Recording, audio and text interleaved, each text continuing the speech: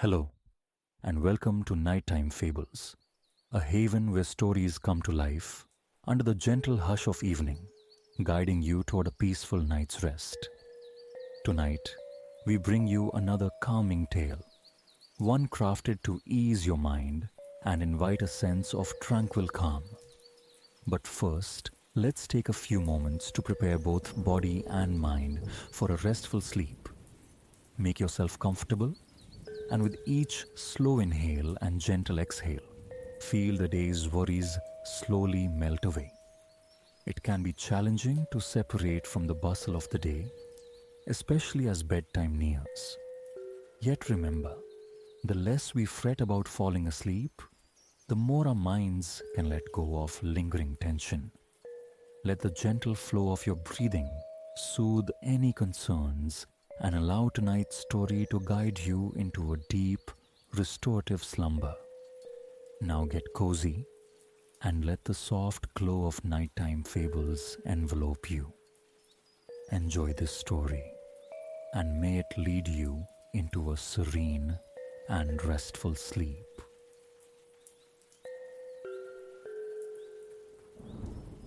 Imagine a shore sculpted from powdered alabaster, kissed by waters of impossible turquoise.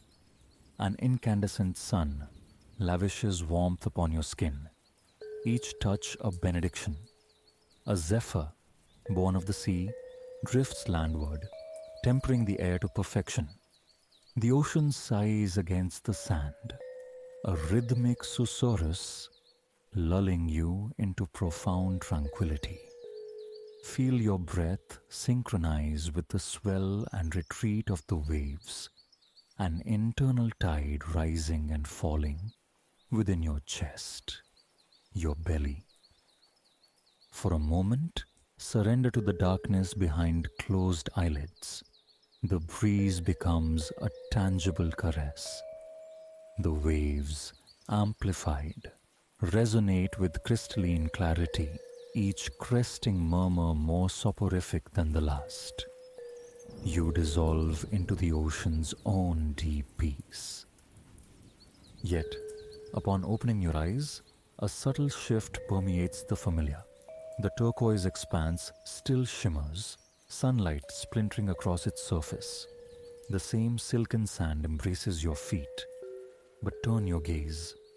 Beside you, utterly unanticipated, sits a magnificent grey elephant. He seems entirely at ease, legs splayed upon the sand as if sunbathing, his silvered hide gleaming. Though zoos have held elephants, none possessed this proximity, this aura of gentle invitation. Not fully grown, perhaps, yet beyond infancy. Nascent tusks gleam beside his trunk. A scattering of coarse chestnut hair crowns his head, fluttering like his colossal ears in the breeze, ears confirming his African lineage. His eyes, ancient and kind, meet yours. Then, astonishingly, he speaks, his voice a low rumble mirroring the ocean's timbre. He introduces himself, Kalen, a guide barely 10 years weathered, yet steeped in the soul of East Africa. With quiet pride, he offers passage through his cherished Tanzania, a land stretching from Kilimanjaro's sky-piercing summit to the vibrant pulse of its parklands, and yes, shores like this very one. The marvel of conversing with this creature is profound, yet strangely right. His devotion to his homeland resonates in every syllable. An excellent guide? Undeniably. When he inquires if you desire a ride upon his back, hesitation finds no purchase. You ascend, and thus, poised between sand and sea, your grand Tanzanian odyssey commences. Kalen's gait is measured, deliberate, his broad back an unexpectedly accommodating perch. He favors the shallow surf, padding softly along the coastline, water swirling coolly around his powerful legs, creating a gentle percussion. Elevated, you remain untouched by the spray, a passenger secure upon a living raft. This Kalen imparts is the Indian Ocean, third largest jewel among the world's seas. From this vantage, its immensity unfolds further. Observe the chromatic shift across its surface, from luminous aquamarine near the shore deepening to the intense blue of a peacock's breast further out. Distant dhows, mere silhouettes, bob rhythmically, their triangular sails catching the breeze like resting wings. A serene existence sailing those waters. Yet contentment resides firmly here, upon this sun-drenched littoral. The sand, fine as milled sugar, stretches infinitely, stippled with languid palm trees. Their slender, unbranched trunks culminate in crowns of fanning emerald leaves, each tree leaning at its own unique angle, swaying as if surrendering to the sun's embrace. Nestled amongst and behind them, structures of fairy form arise, charming lodges, their whitewashed walls dazzling, patios adorned with sunbeds awaiting occupants, timber chalets perched on stilts, bamboo shutters rolled up, revealing glimpses of commerce within, mini-marts and eateries, surf shacks and snack bars. People populate this scene, pursuing their day's rhythm. Some attend to patrons in shops, others luxuriate on patios. Work or leisure, the tempo remains unhurried, an easy smile the common uniform. Clearly, Kalen's affection for his African home is widely shared. The briny tang of the ocean air mingles now with other, more delectable scents drifting on the breeze. Kalen senses them too, his trunk lifting, questing hungrily. The market, he murmurs, our next destination. He alters course, stepping from the surf onto the warm, dry sand.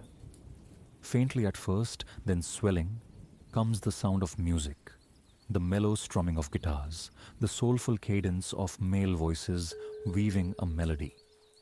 The rhythm is slow, hypnotic, perfectly attuned to the unhurried surroundings. Louder it grows, mingling with a cheerful hum of conversation, until finally the market materializes. A vibrant artery of stalls sheltered beneath an elongated canvas awning.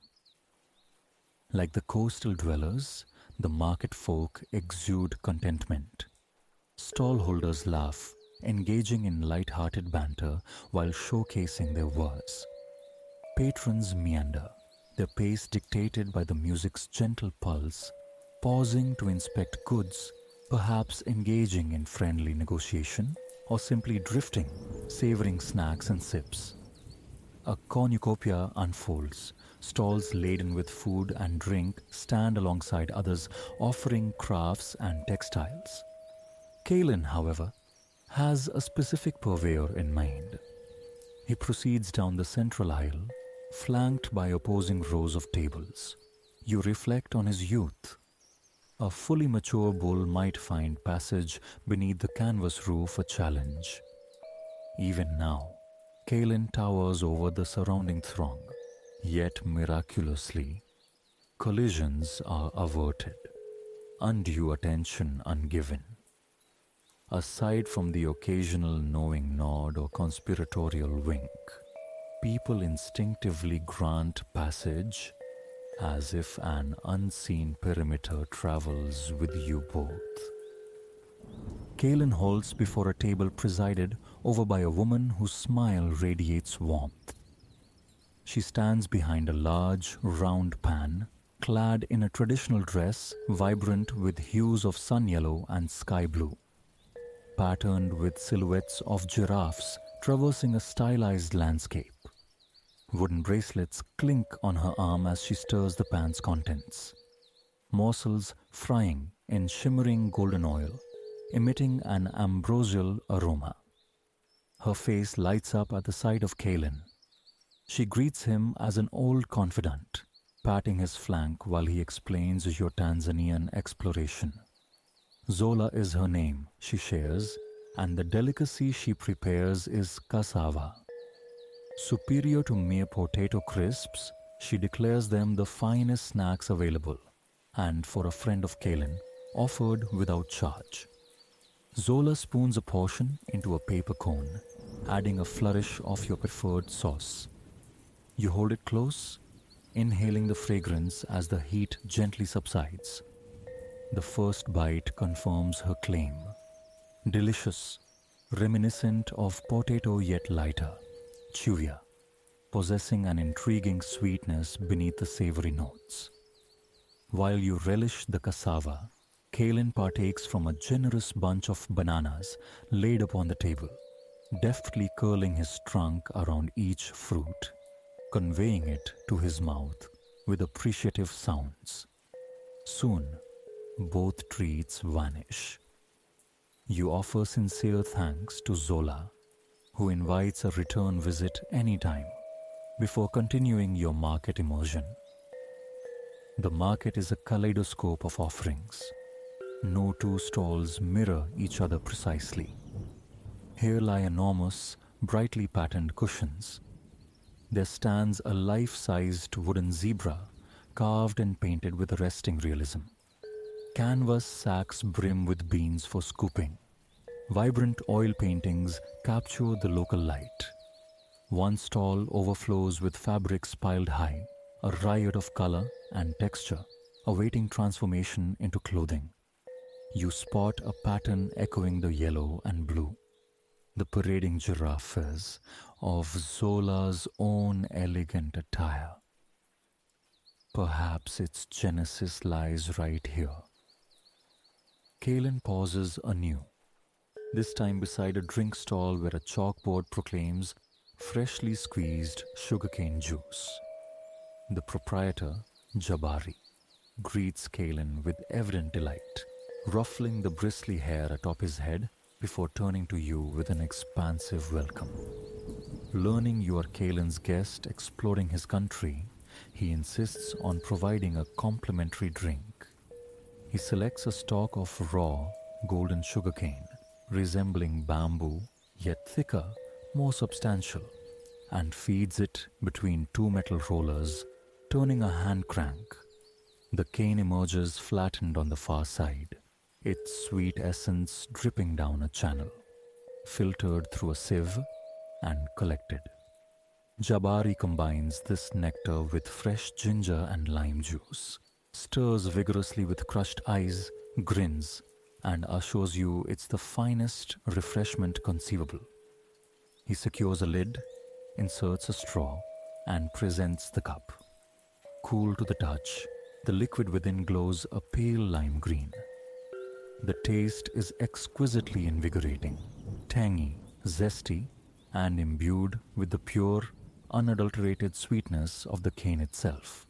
Kalen, it appears, shares the enthusiasm, though his preference lies with the fibrous cane. Jabari provides him a basket of the pressed stalks, supplemented with a few uncrushed pieces. One by one, Kalen curls his trunk around them, munching contentedly. Conveniently, the juice stall adjoins the source of the music that first heralded the market. A local trio performs now, allowing you to savor your drink accompanied by their gentle strains. One man, seated between his companions, coaxes melodies from his guitar, his fingers dancing across the strings. He sings as he plays, his voice imbued with a soulful beauty that elicits an involuntary smile. His bandmates harmonize, their voices blending seamlessly. Positioned in a gap between stalls, they stand directly on the sand, gazing towards the ocean as if serenading the waves themselves. Kalen translates the essence of their current song, an ode to the virtue of slowness. Here, he shares, we say, a hasty person misses the sweetest things. He leisurely returns his attention to the sugarcane basket, while you continue to sip the ambrosial juice. Neither of you feels the pull of elsewhere. The present moment, rich and unhurried, holds you captive. When the basket and the cup are both depleted, heartfelt thanks are offered to Jabari and farewells exchanged. It is time, Kalen indicates, to bid adieu to the market's vibrant embrace. Now, replete with local flavors, further wonders of his homeland await. Together, you depart, Kalen bearing you onward at his characteristically unhurried yet ground covering pace, allowing you to comfortably absorb the shifting panorama. Beneath his broad feet, sand yields to pavement. Roads appear, traversed by cars, buses, bicycles. Buildings rise, venerable stone schools, long commercial rows, culminating in colossal silver skyscrapers aspiring towards the heavens. Dar es Salaam, Kalen announces, once a humble fishing village, now a burgeoning dynamic metropolis. Tanzania's largest city, home to over 6 million souls, he informs you. Yet, paradoxically, it feels sparsely populated, as if you and your guide move through a private rendition of the urban landscape. Kalen's leisurely stride consumes distance with deceptive speed. Before long, the urban sprawl recedes, replaced by the undulating expanse of grasslands stretching northward. Every conceivable shade of green paints the rolling hills and plains, adorning the scattered trees, shrubs, and bushes. Kalen follows a well-defined track, an ochre ribbon winding through the verdure, compacted by the passage of countless hooves and paws. A profound quiet descends, punctuated only by the persistent melodic chirping of birds. Some possess voices of such clarity and sweetness they recall the market singers. It is while traversing a field bathed in golden light that the majestic mountain first commands your view. Recognition dawns even before Kalen speaks its name. Kilimanjaro, Africa's towering monarch. On this crystalline, cloudless day, its full grandeur is visible, a silent sentinel presiding over the landscape. Its summit, appearing flattened from this distance, wears a mantle of perennial snow. The roof of Africa, Kalen calls it, nearly 19,000 feet of dormant volcanic power. Climbers journey from across the globe to test its slopes, but they are not its only inhabitants. The Chaga people, Kalen explains, cultivate terraced gardens high upon its flanks, harnessing the mountain's meltwater streams to nurture bountiful crops from bananas to coffee beans. Sustenance and livelihood drawn from the fertile volcanic soil. The mountain shelters diverse wildlife too, within its miles of misty rainforest. Monkeys chatter, ravens wheel, elusive two-horned chameleons blend into the foliage. Yet, most fauna, including Kalen's own kin, favor the lower reaches, thriving around the mountain's broad base. They are content here, he assures you, sharing this domain with a wondrous array of neighbors. Indeed, you need not rely solely on his word. As your path converges with the sprawling, snow-crowned massif, the promised wildlife materializes. First, a pair of rhinoceroses, an adult placidly browsing a dense fruit bush while its calf cavorts gleefully in a nearby mud wallow, kicking its legs skyward. Then, a dazzle of zebras grazing peacefully, one reclining in the sun, its monochromatic coat rendered even more striking by the brilliant light. And to your delight, a trio of giraffes drifts across the plains, their patterned hides, a captivating mosaic of ochre and brown, instantly recalling the figures on Zola's dress. You watch as they approach a colossal emerald-leafed acacia, extending their impossibly long necks to delicately pluck foliage from the uppermost branches. Kalen recognizes these graceful giants, emitting a soft rumble of greeting as you pass. They pause their browsing to reciprocate, their large, liquid eyes conveying a gentle welcome to their homeland. They are as affable, it seems, as the human inhabitants. Small wonder Kalen cherishes this place. One giraffe informs Kalen that his herd was observed heading towards the local watering hole. With a gesture of thanks, Kalen lifts his trunk skyward, unleashing a resonant, trumpeting call, announcing his imminent arrival. Seconds later, answering calls echo across the savannah. Already, Kalen pivots, steering towards the sound, eager for you to meet his family. Presently, the herd comes into view, a slow-moving procession of silvery grey shapes against the green canvas of the land. 10 elephants in total you count, proceeding in disciplined single file. The adults possess an awe-inspiring scale. The matriarch leading the column must stand 10 feet at the shoulder. Bringing up the rear is an elephant not significantly larger than Kalen himself. This, it transpires, is his mother. She turns as you approach the line, greeting her son with a fond caress of her trunk across his brow, her eyes expressing pleasure at his return and welcome towards his companion. She patiently waits as Kalen integrates himself into the file, then resumes her position at the very end. United, the herd ambles onward. The distance to the watering hole is not great, yet a pleasant languor begins to steal over you. Your body yields to the rhythmic sway atop Kalen's accommodating back, leaning involuntarily, much like one of those relaxed palms on the distant beach. Kalen's mother, ever observant, seems to notice. You feel the gentle, steady pressure of her trunk against your back, a living buttress ensuring your stability. She supports you thus all the way to the water's edge before carefully assisting your descent. You murmur gratitude as she steps away to drink deeply from the pool. Turning to Kalen, you convey the wonder of the day spent in Tanzania under his guidance. An exceptional tour guide, the most congenial elephant imaginable.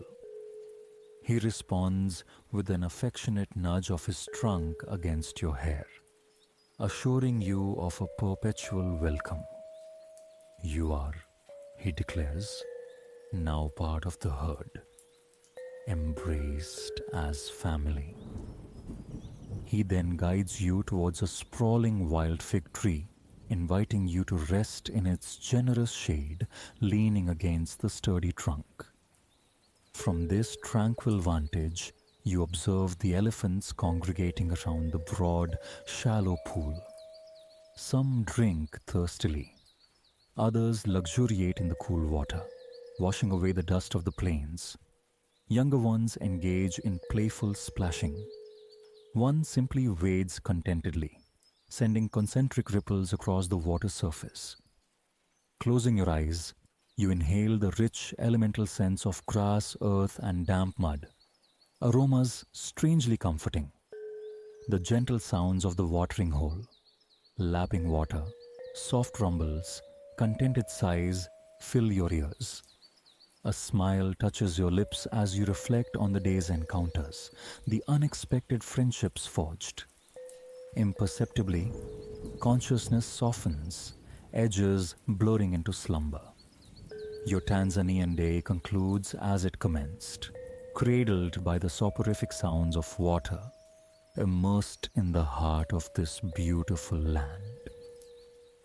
For Jehuti, divinity of the lunar orb and arcane arts, the night hours unfurl the scroll of inspiration. His stylus finds its truest path guided by the silvered luminescence of moon and distant starfire. This night holds a particular narrative, a chronicle concerning Horakti, the solar majesty, and the mortals dwelling in the land Kemet. The reed point incises the papyrus sheet, weaving its chronicle thread by thread. Soon, the horizon will bleed light, and Horakti shall surge forth from the divine realm, leaving Jehuti to journey toward the Duat, the underworld unseen by sun or moon. Within his sanctuary in Men-Nefer, ancient Egypt's beating heart, Jehuti sits.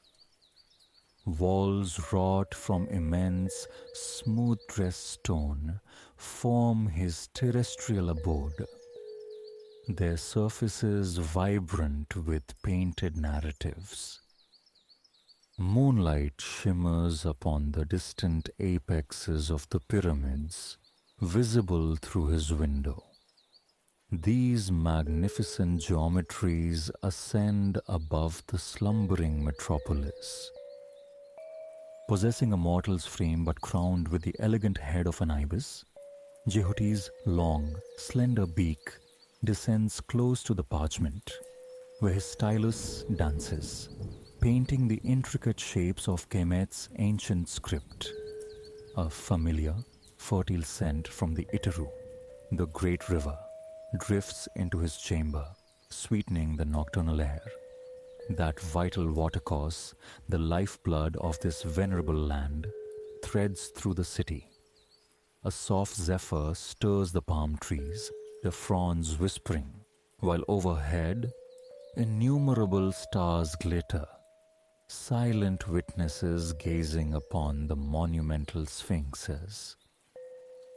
Presently Horakti will stir, consuming the moon and stars in his ascent. With the great sun disk, come nightfall, he shall voyage back to the underworld, diligently holding the forces of Izvet, chaos, in check. Yet, existence wasn't always ordered thus. In the Genesis, there existed only Horakti, the sun, and Nu, the boundless primordial waters. Horakti found pleasure in observing the waters sparkle beneath his effulgence. Noting how the light shifted with the day's passage, he retained the name Horakti for the sun at its zenith, yet called himself Kepri at the dawn's first blush and Temu as dusk painted the sky in manifold hues. Loneliness began to shadow Horakti, with no other divinities for discourse. So, he brought forth Shu, the air itself, a presence rattling through the palm crowns and caressing their broad leaves. Following this, he summoned the rains, precious drops relieving the desert's arid breath. From his very tongue then emerged Jehuti, god of the moon and stars, of potent sorcery, inscription, and the calendar's careful count. With earth established, rain bestowed, and wind breathing, the emergence of other life forms became merely a matter of time's passage. Exquisite flora bloomed across the land. Insects hummed and beasts flocked to the fertile stretches of Kemet. Great thinkers, artisans, narrators, and builders soon claimed this place as their dwelling. Horakti's solitude dissolved. He walked among the people, the verdant growth and the creatures, his falcon head held high above the mortals who venerated and deeply respected him. Horakti fostered the growth of crops and provided the light by which artisans and scribes fashioned their enduring works. While Horakti governed the terrestrial sphere, his divine sibling, Vezir, held dominion over all that lay beneath. The Duat, the underworld inhabited by gods and lauded heroes, was a realm of both ethereal beauty and roiling chaos. The mortal world, bathed in sunlight, remained a domain of Mahat, of order. Many cycles of seasons flowed past in this manner. Horakti designated a Per-A, a pharaoh, to champion law and stability for the Egyptians, while Vesir kept to his subterranean kingdom. But eventually, restlessness stirred within Vesir. A longing grew in him to witness the world of mortals. As days bled into weeks, the inherent chaos of the Duat began subtly to permeate the earth above. Consequently, the men and women of Kemet ceased to honor Horakti with the same reverence. His temples saw fewer visitors. Horakti, however, remained undaunted. He perceived a path to restoring equilibrium.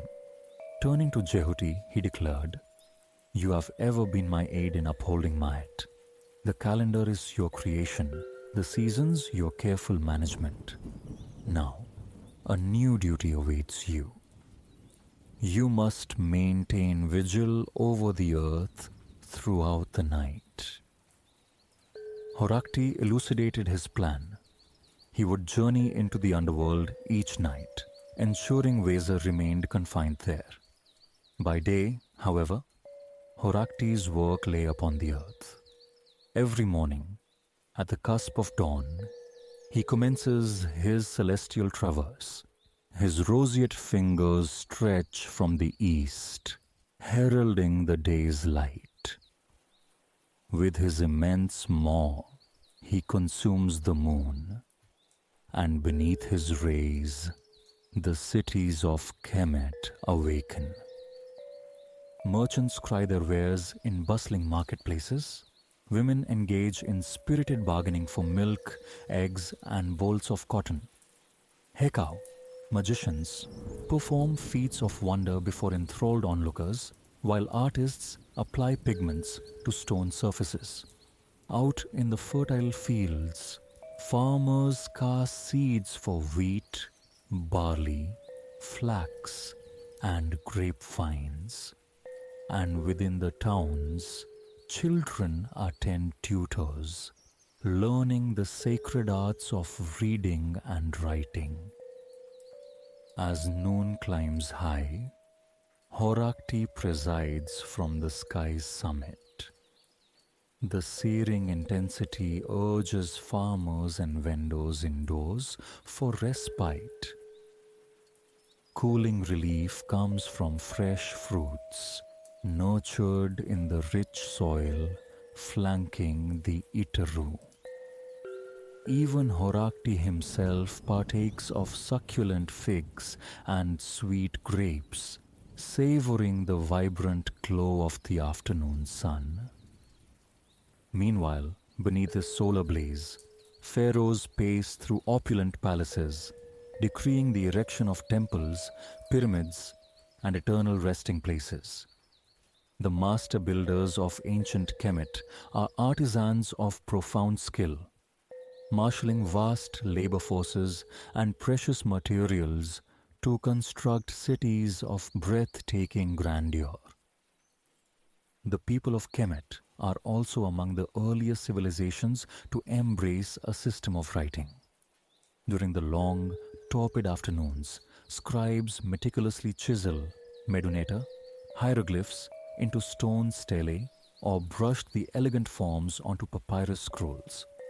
Hieroglyphs, words embodied in pictures, are beautiful phonetic shapes carved into enduring tablets and painted upon tomb walls. Their complexity reserves their mastery primarily for priests and state officials. Intriguingly, rather than adhering to a strict right to left or left to right reading path, Hieroglyphs are always deciphered following the direction the depicted figure's face. Often, this figure is avian. A detail Jehuti, with his own ibis head, finds particularly pleasing. While the scribes dedicate themselves to their hieroglyphs, the sun god Horakti persists in his journey across the firmament, drifting westward of the great river. Longboats navigate the northern Mediterranean coast, arriving and departing, facilitating the exchange of goods with the broader Near East. Beyond the fertile ribbon of the Iteru, Horakti gazes down upon the undulating sand dunes, where golden particles dance on gusts of wind. Shu, divinity of air and breeze, offers a subtle smile towards Horakti, and specks of sand glint, carried on the moving air.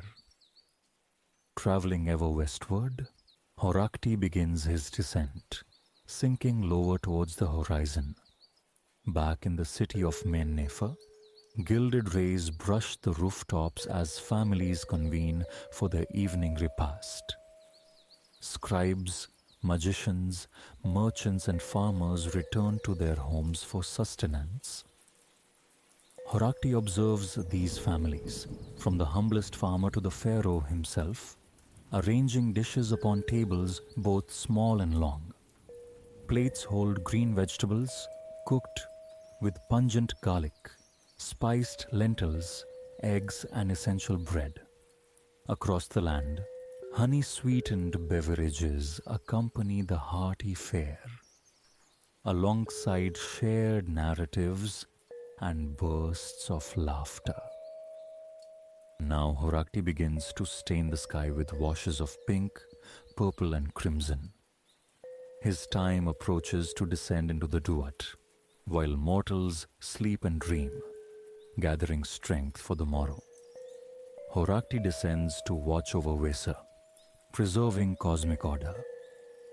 His brilliant colors flare across the heavens as he steers towards the horizon to meet Maat.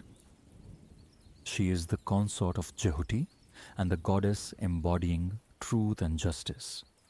Alongside her husband, Maat governs the celestial bodies and the rhythm of the seasons. Through truth and unwavering justice, she maintains the delicate cosmic equilibrium. By day, Maat stands sentinel over Horakti's solar bark, moored at the boundary of the mortal realm. As evening falls, she watches him embark upon his voyage into the underworld. Stars now pierce the darkening canopy. The moon ascends, signaling Horakti's departure. He steps into his vessel and then, with a knowing grin and a wave to Maat, paddles down towards the realm below. For the remainder of the night, he will navigate his bark along the river that flows through the Duat. The final vestiges of sunlight vanish. Jehuti, the lunar god, recognizes his watch has begun. His stylus resumes its motion, meticulously tracking the hours, days, months, and seasons. Concurrently, the once teeming streets of Kemet's great cities fall silent. Stars blaze intensely against the black velvet sky, and the full moon bestows its gentle light as parents soothe their children into slumber. By this same ethereal moonlight, Jehuti delves into his treatises on alchemy and astronomy, committing to papyrus arcane secrets that inquisitive minds will ponder for generations hence. Men and women repose within their dwellings, sharing company and recounting tales. Sleep will soon claim them, yet Jehuti remains vigilant, safeguarding order even as he spins his own narratives. These are the chronicles recounted around flickering fires and beneath starlit skies. Tales of the Egyptian pantheon and the people who offer them devotion. They speak of architects raising towering pyramid complexes and scholars immersed in ancient forms of magic.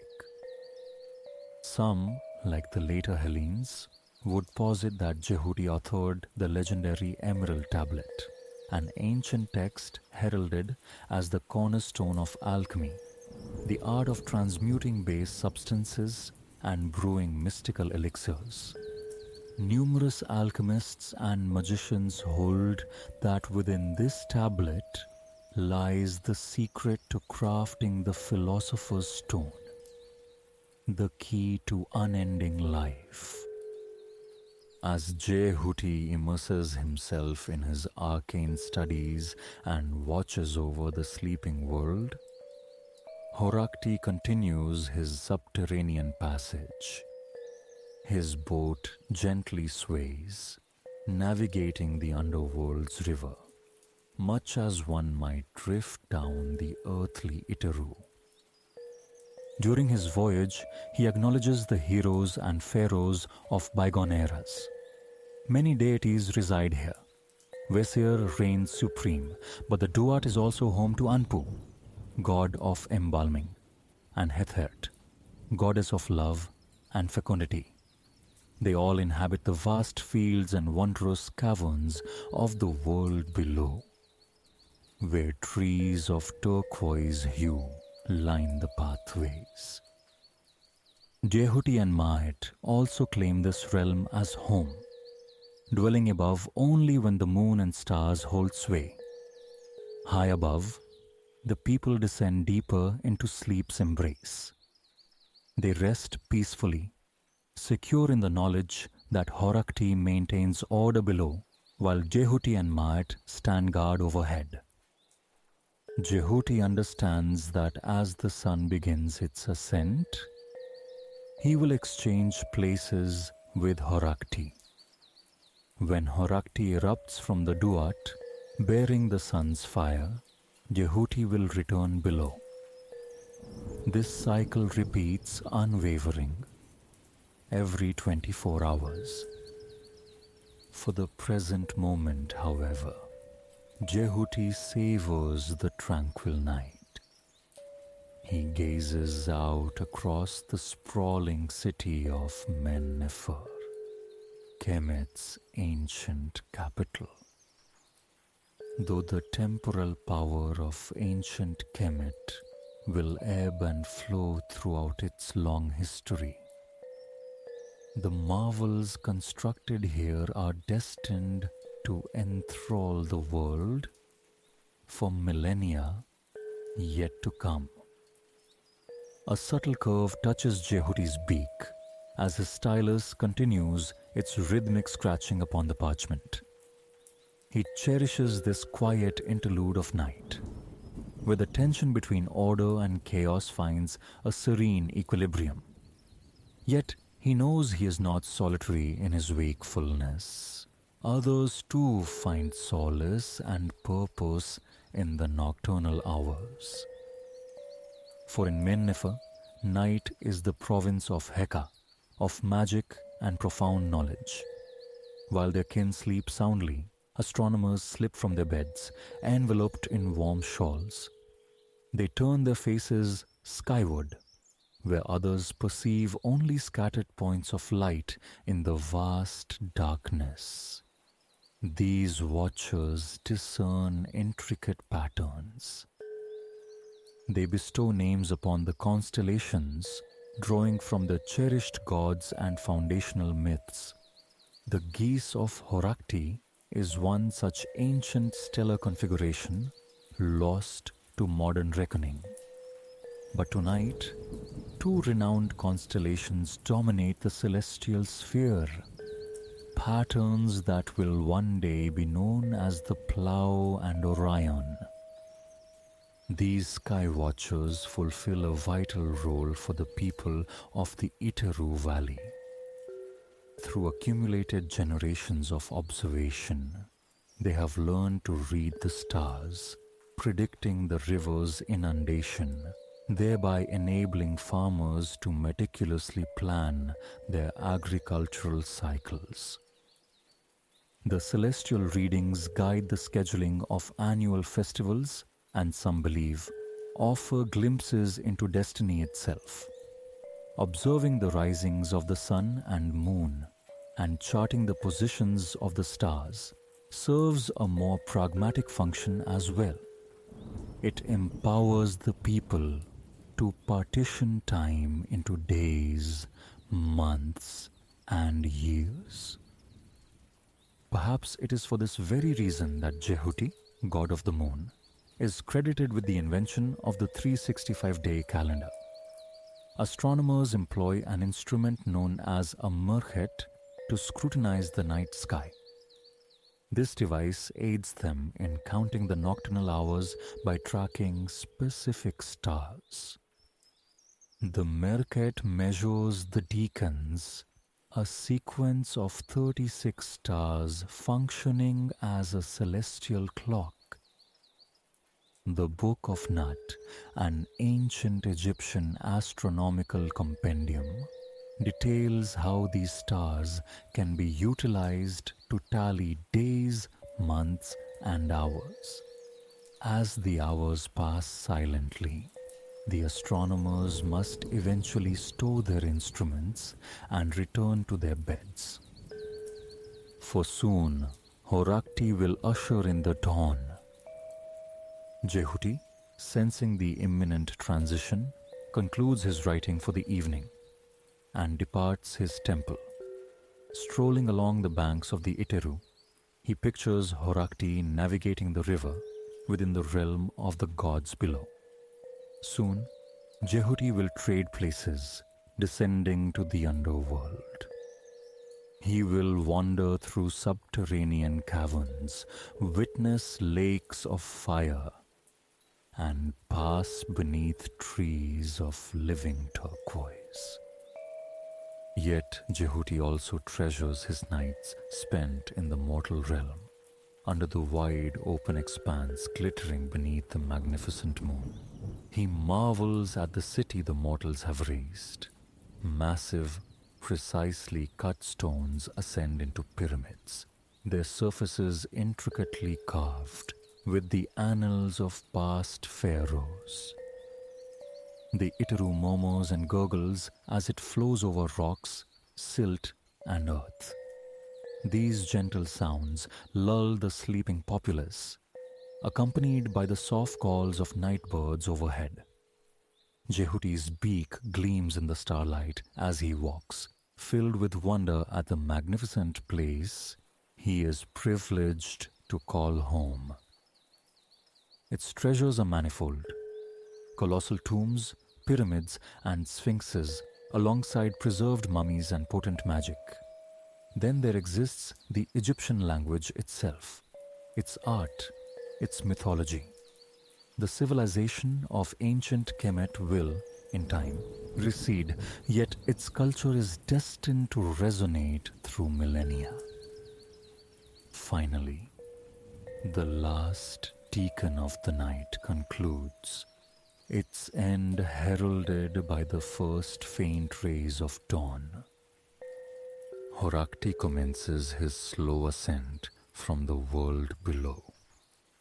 It is time for Jehuti to descend to the land of the gods for the duration of the day, to walk beside the subterranean river instead of the Iteru. Thus unfolds the passage of days and nights. Horakti arcs across the sky above, plunging below at dusk.